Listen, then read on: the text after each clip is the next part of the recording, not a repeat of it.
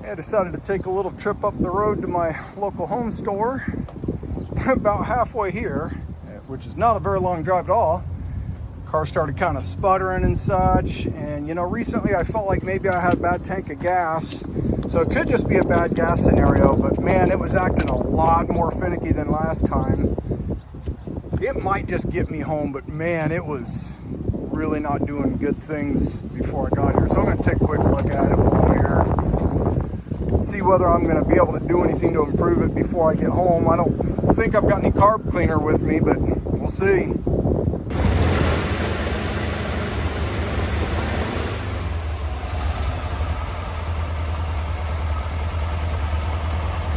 like how that, well, look, there's more fuel coming in now.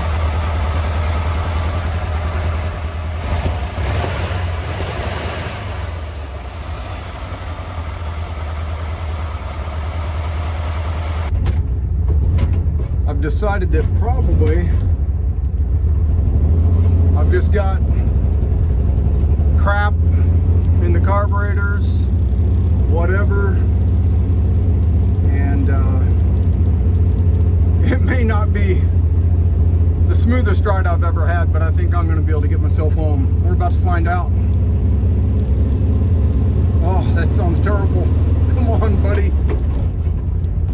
It's not actually trying to die. Like, it'll idle okay, basically. But now I'm gonna get ready to ask it to climb a hill. That could be interesting.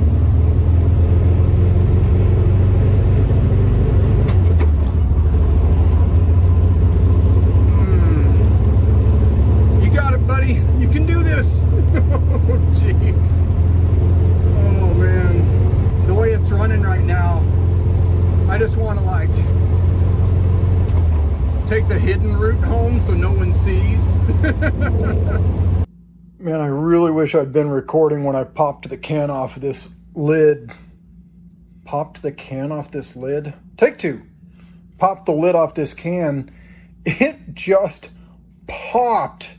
I've never really had that experience before. It was funny because I moved the can and the bottom of it was, you know, bowing outward, you know, so the can was like rocking. And I was like, well, that's weird. I didn't remember the can being that way. And then I popped that lid and it just boom. Anyway, I'm gonna put all these parts into this little dude here, put this cleaner into there with it, and then run it through the ultrasonic. See if we can get these a little bit better. Flashy, flashy. Bubbles. Probably kind of hard to really see, I think, but it's doing stuff in there.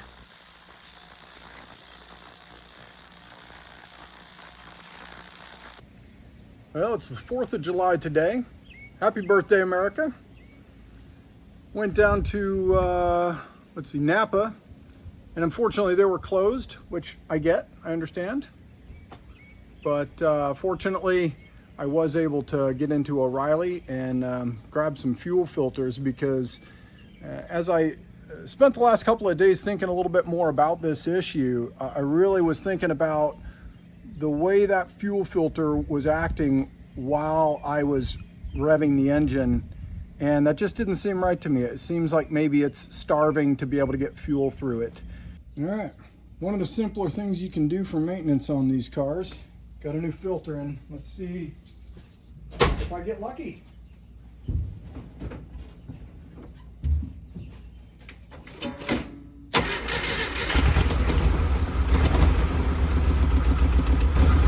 I'm going to zoom in on this filter a bit here.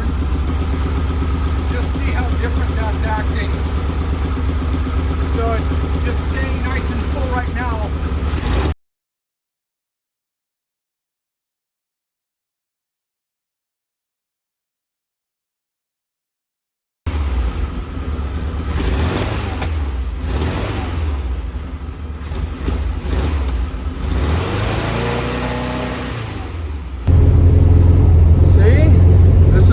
the test drive. Yeah, that's not good. All right, second idea, things to check.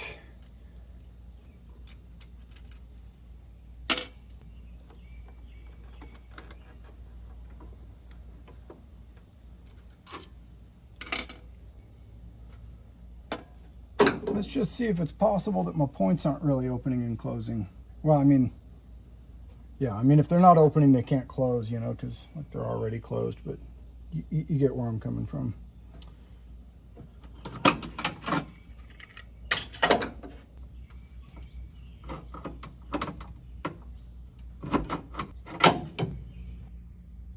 All right, so now we're right up on the lobe. Let's see what kind of gap I've got. I can already tell that it's good enough. Let's just see what it is. So 12 thousandths just kind of slips in. 13 actually kind of drags. So it's probably closer to 12 than 13. And I know that, you know, the static number, you know, that you'll look up and find is like 16. But really what it comes down to is what is your dwell. And I forget what number I landed on when I last set the dwell properly on this. I feel like it was definitely lower than 16. It might have been 14. It could have been 13. So, I mean, we're at least close enough that that's not going to cause this problem. So I think we're back to the carburetors. Let's get to it. All right, checking my distributor to coil wire here. 0.2, which I think is 0 on these leads. I'll have to check that to be sure, but yeah, basically.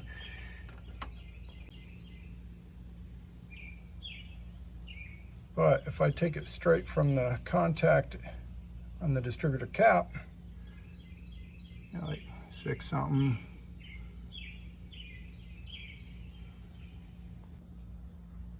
All right, checking resistance from the positive to the negative side of the coil. Supposed to get like 3 to 4.5. It was showing 3.5 a second ago. Now we're at 3.3, but that's within range. And now we're, you know, checking from the winding out to either one of the terminals. They say you want like 9,500 to 10,000, and 11 is bad. And I'm well above 10,000, not quite to 11, but pretty close. So maybe. I got this this other coil here that I decided not to use last time.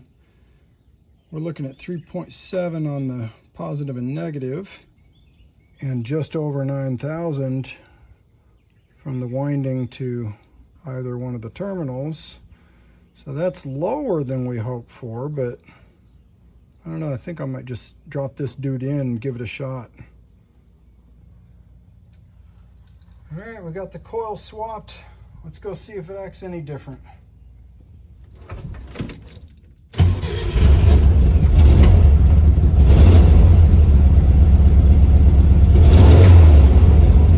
Sounds good at idle, or with no load anyway. But it did last time too, so let's see.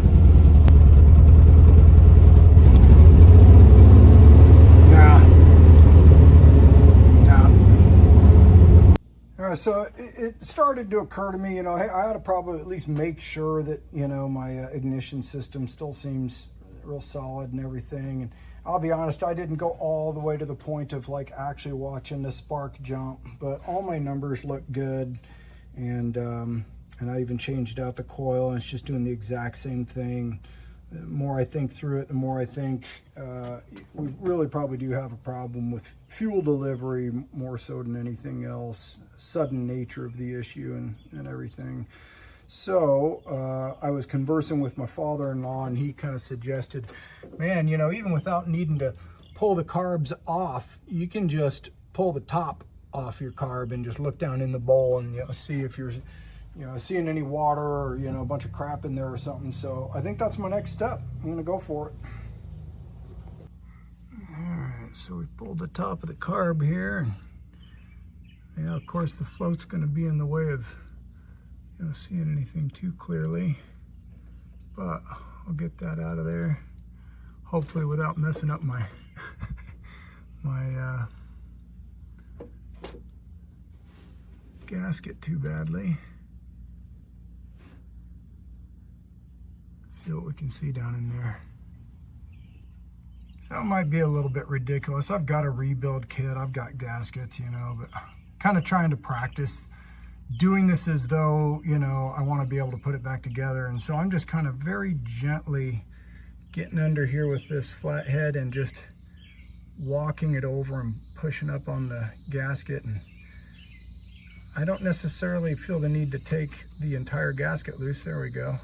But being able to get this back part loose will allow me to pull this float out.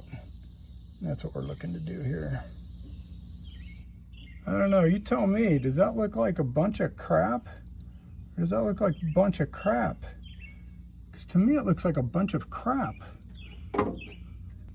That fuel is going to get all mixed up and that's going to go everywhere. Yeah, I'm going to wick the gas up out of there and blow it all out. Do the same thing to the other carbs, see what happens.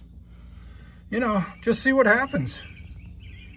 So you can see where some of it has already been wiped away. See if I can get my grubby finger down in there and wipe some more. Now one could argue my, you know, finger would be likely to be all dirty anyway, but that just came out of there. That's some garbage right there, dude. Makes me want to pull my fuel tank.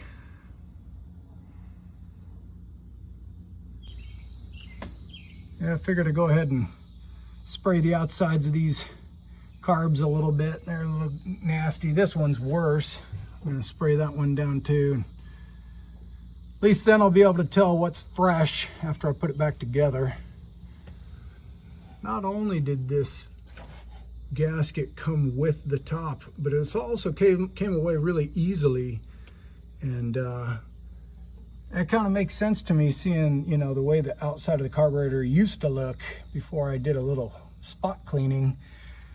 Seems like, you know, it's not making a great seal. So I'll probably at the very least use one of my new rebuild kit seals in here.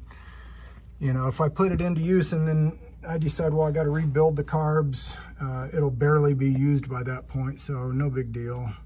This thing clearly isn't doing the job, so it's gonna go now. Yeah, I mean, that was too easy. So now that we've got this loose, I can kind of show you. We've got this little sort of clip here. That just pushes down on this basically. And here's this shaft that the float can spin on. It just fits right down into the channel back there. And I don't know, let's see what, oh my God, is that really that disgusting? You're getting reflection and you know, it's too shiny, but I'm gonna get a light on that. Yeah, I think that's just all garbage. I'm gonna wipe away and see what it looks like.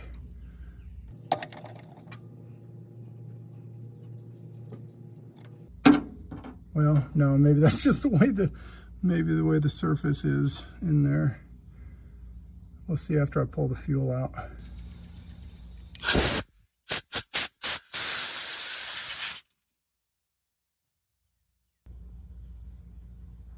I'm not in the habit of keeping a 14 mil in the car with me, but that's what I need here.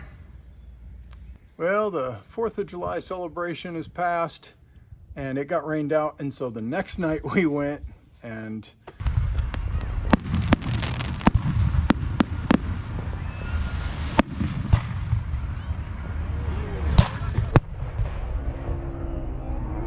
So it's been a couple of days here, and after I went through the carbs, cleaned them out, put them back to, just took the top off of the carbs, cleaned out the bowls, sprayed them out real good, put it back together.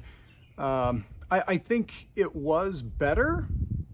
And so, I don't know, I think maybe I'm gonna go running around a little bit and see if maybe there's just a little bit of crap still left in some jets or something that maybe I can get squeezed through and clean it up.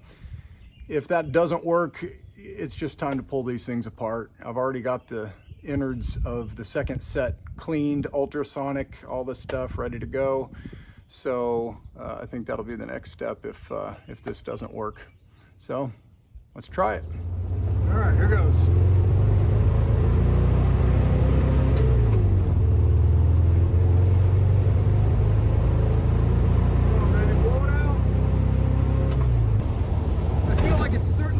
But it's just definitely not where it needs to be. Not really anywhere near where it needs to be. I think I'm probably just going to be rebuilding these things, which is fine. A little bit disappointing to kind of get some improvement. Certainly not enough. Oh, can I spin it around fast enough? Yes. Gave it a shot.